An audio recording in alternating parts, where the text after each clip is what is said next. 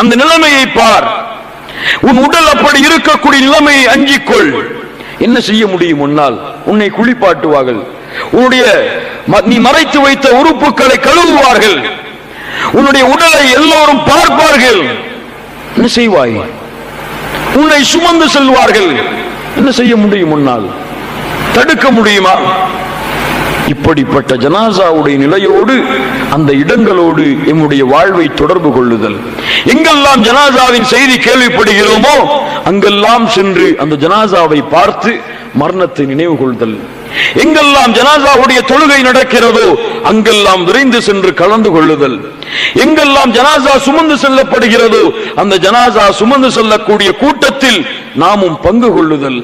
அல்லாஹ்வுடைய தூதர் முஹம்மது ரசூலுல்லாஹ் ஸல்லல்லாஹு அலைஹி வஸல்லம் உடைய வழிமுறை இதெல்லாம். கண்ணியத்துக்குரியவர்களே, அல்லாஹ் ரப்பல் ஆலமீன் அந்த பாக்கியத்தை கொடுப்பானாக. அதற்கு பிறகு